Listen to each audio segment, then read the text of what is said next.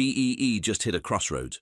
Government has reaffirmed it. The opposition has gazetted an alternative built around an 80-20 procurement split. A 30-day public comment window is open, and your tenders, hiring plans, and strategy could all shift. In the next few minutes, I'll give you a practical two-track plan to win either way. BEE is back in the headlines. In the last 30 days, government publicly restated that broad-based black economic empowerment remains a key policy instrument. At the same time, the Democratic Alliance tabled a bill to repeal the BBBEE Act and replace it with an outcome-driven inclusion model. Two roads, one reality for every boardroom and entrepreneur in South Africa. Prepare for continuity, prepare for change, or better yet, prepare for both. Here's what changed, why it matters, and exactly what to do before the month ends. On 21st October 2025, government reiterated that BBBEE is central to economic transformation and inclusion. If you sell into the public sector, state-owned entities or corporates that chase public work, your scorecard still matters today. Ownership, management control, skills development, enterprise and supplier development, and socio-economic development aren't just boxes. They influence whether you're shortlisted, whether you partner, and whether you grow. At the same time, the opposition put forward a different path. Scrap the BBBEE Act and introduce a procurement model that allocates 80% to value for money and 20% to economic inclusion. Race would no longer be a direct scoring factor. Demonstrable outcomes move to center stage, real jobs, real supplier development, and verifiable inclusion. The bill is out for public comment for 30 days from gazetting. If tenders are your lifeblood, that window is not a headline, it's a calendar appointment. This is why South African business is at a crossroads. Continuity says, keep optimizing your scorecard and guard against fronting and paper compliance. Reform says, show measurable outcomes, invest where you can prove impact, and compete on delivery as hard as you compete on price. The smart move is to build for both. While that debate heats up, employment equity sector targets also moved forward. If you employ 50 or more people, these targets shape your workforce planning, reporting, and risk.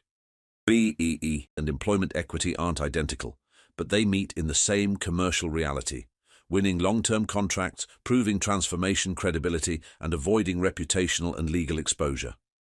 You cannot treat them in isolation. If you're an SME, know your lane. Exempted micro-enterprises and qualifying small enterprises have simpler routes to compliance status. If you sell into bigger supply chains, the difference between having a valid affidavit or certificate and not having one can be the difference between a callback and a closed door. Don't trip over admin while the national argument plays out. Also, watch procurement reform closely. An outcome-driven model could reward SMEs that excel at delivery and community impact, even if ownership restructuring is difficult. Start documenting outcomes now: jobs supported on a contract, on time in full delivery, supplier payment practices, and measurable community benefits, because that evidence may become your edge. If this is useful, please like and subscribe. It helps South African businesses anticipate change, and it tells me to make more practical breakdowns like this. If you're mid-market or a corporate, run a two-track plan. Track 1, maintain and improve your current BBBEE position. Credible ownership structures, clean data, and supplier development that actually lifts delivery performance. Track 2, design how you would win under an 80-20 tender. What evidence would you show next month for local jobs, youth placements, and 12-month retention, supplier payment days, enterprise graduation into core procurement, and skills pipelines from training to filled roles? Build that dashboard now, even if the law doesn't change. Those metrics make you a stronger partner. If you're tied to public procurement, engage the comment window. Don't outsource your future to social feeds. Make a submission that explains in practical terms how procurement rules can drive both performance and participation in your sector. Be specific. What would help you invest? What would help you hire? And what would improve delivery where you operate? Let's clear up 3 common misconceptions. First, government is walking away from BE. The official statement says the opposite. It reaffirms BBBEE. Second, B will be gone in a month. Policy change involves drafting, public participation, parliamentary process, and potential court action. The bill is out for comment, not law. Third, employment equity is just BEE by another name. They are distinct frameworks with different levers, even if boards experience them together. Now let's scenario plan the next 12 to 18 months. Scenario A is status quo with refinements. B-BBEE continues, employment equity targets bed down, and enforcement tightens against fronting and tick box practices. Companies that turn compliance into strategy, not just certificates, win. Scenario B is a hybrid. Even if the repeal doesn't pass, elements of outcome-based inclusion creep into procurement practice. Firms that already report on outcomes gain an edge. Scenario C is a full pivot. Tenders weight value for money and economic inclusion. The competitive game becomes performance, price, and provable impact. Early adopters of robust, auditable impact measurement take market share. So what should you do this week? 10 moves. 1. Read the government reaffirmation so your leadership team is aligned on the official position. 2. Read the repeal proposal and understand the mechanics of the 80-20 split. 3. Diarize and submit a public comment within the 30-day window and attach sector evidence. 4. Audit your current BBBEE posture. Where are you strong? Where are you gaming? And where can you convert points chasing into real business value? 5. Stand up an outcome metrics dashboard that tracks jobs supported, youth placements and retention, supplier payment days, enterprise graduation, and training that leads to actual roles. 6. Refresh your employment equity plan against the final sector targets.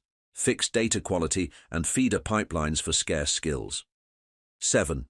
Brief the bid office to run 2 playbooks, today's rules and the outcome model. 8. Harden your supply chain. If your suppliers are brittle, an outcome lens will expose the cracks, so start stabilizing them now. 9. Prepare auditable evidence packs. If you claim impact, be able to prove it with logs, independent attestations, and clear methodologies. 10. Communicate internally so teams understand that both compliance and performance matter, and that your strategy covers continuity and reform. Let's talk about measurement, because that's where many strategies fall down. If tenders move toward outcomes, you need cleaner, faster, more credible data than you probably have today. Automate supplier payment metrics, shorten P-card cycles where appropriate, and track recruitment pipelines from training to placement and retention.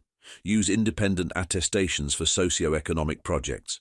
Build a simple, repeatable method for quantifying local content, local jobs, and supplier development outcomes. If it isn't measured the same way every quarter, it isn't a system, it's a story, and stories won't win competitive bids. What about risk? Under continuity, the risk is complacency, treating the scorecard as a checkbox while competitors turn it into a growth engine. Under reform, the risk is evidence, saying you do inclusion but failing to prove it with audit-ready data. Either way, the antidote is the same, design for credibility, not cosmetics. Here's a quick executive test. If tenders weighted value for money at 80% and economic inclusion at 20%, what proof could you put on the table next week? Is it neat, auditable, and trending in the right direction? If the answer is no, that is your first project. Entrepreneurs and managers who are tired of the noise don't need to pick a side to be prepared. They need to pick a plan. One plan that wins on current rules. One plan that wins on outcomes. If the country keeps B as it stands, you're stronger. If the country pivots, you're ready. Bottom line, more performance and more participation aren't opposites. They're 2 levers of the same growth machine. Prove value. Prove inclusion. Do the work now, and a year from today, your competitors will be playing catch-up. If this helped, like and subscribe and tell me which topic you want unpacked next. Ownership structures that stand up to scrutiny, supplier development that actually lifts delivery, or building a lean outcome dashboard without hiring a dozen analysts. Thanks for watching.